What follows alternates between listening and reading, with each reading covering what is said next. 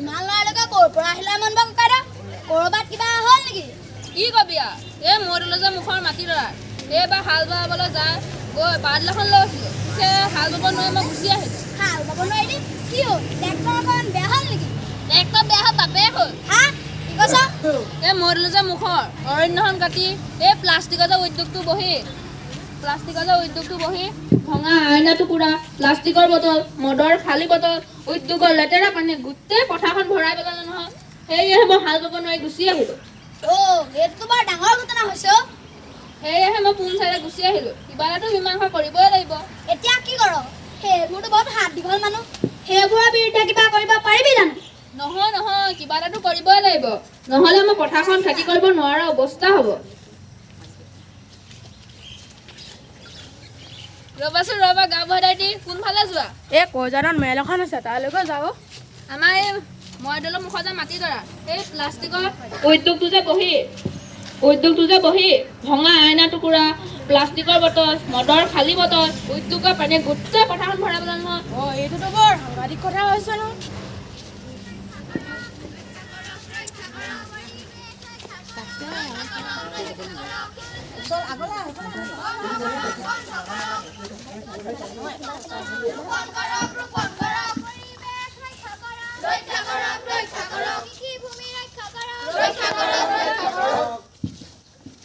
সঁচাকৈ আমি পৰিৱেশ ৰক্ষা কৰিব লাগিব তোমালোকক লগ পালোঁ ভালেই হ'ল আমাৰো একেটা উদ্দেশ্য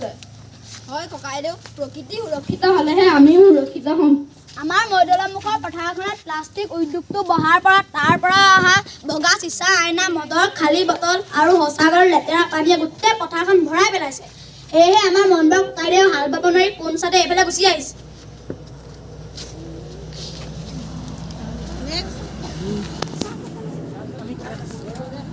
সময়ত হ'বতে আমি ব্যৱস্থা কৰিব লাগিব হয় কৰিবই লাগিব দেশৰ প্ৰগতিৰ বাবে উদ্যোগো আমাক লাগিব কিন্তু প্ৰকৃতি ধ্বংস কৰি উদ্যোগ স্থাপন কৰিব নোৱাৰিব হয় ঠিকেই কৈছা ইয়াৰ বাবে এটা উদ্যোগে প্ৰদূষণ নিয়ন্ত্ৰণৰ ফলতে এটা উদ্যোগ চলাব পাৰে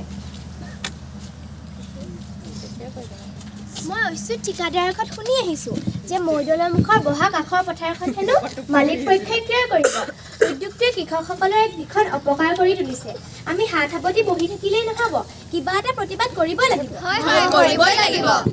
অকল সেয়াই নহয় মৈদলৰ মুখৰ অফলা পথটোৰ ওপৰত থকা পানী যোৱা পথটো উদ্যোগটোৱে বন্ধ কৰি দিয়াত বহু বিঘা মাটি কৃষিৰ বাবে অনুপযুক্ত হৈ পৰিছে আমি ইয়াৰ বাবে কিবা এটা ব্যৱস্থা কৰিবই লাগিব উদ্যোগটো এনে মৰমতালি বন্ধ কৰিব লাগিব আমাৰ যুদ্ধ হ'ব প্ৰকৃতিৰ ৰক্ষাৰ বাবে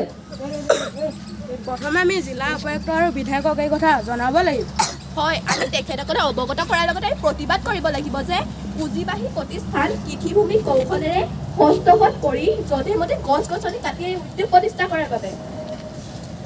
আমি প্ৰতিবাদ কৰিবই লাগিব আজি বিশ্ব পৰিৱেশ দিৱস 2024 চনৰ পৰিৱেশ দিৱসৰ মূল উদ্দেশ্য হৈছে বৰ্তমান মাটি আৰু ভূমিৰ বাবে কি কৰিব পাৰি সেই বিষয়ে আলোচনা কৰাৰ লগতে পৰিৱেশৰ সম্পৰ্কে আলোচনা কৰাৰ লগতে সকলোৰে মনত সজাগতা অনা হয় আমি সকলোৰে মনত সজাগতা আনিব লাগিব মাটি আমাৰ ভৱিষ্যত মাটি থাকিলেহে আমাৰ ভৱিষ্যত থাকিব মাটিহীন আমি কল্পনা কৰিব নোৱাৰোঁ হয় আমি কল্পনা কৰিব নোৱাৰোঁ ব'ল আমি এতিয়া সকলোৱে পৰিৱেশ ৰক্ষা কৰিবলৈ আগবাঢ়ি যাওঁ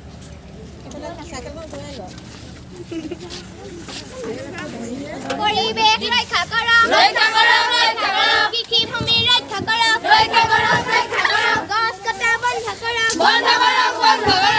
পুলি ৰোপণ কৰক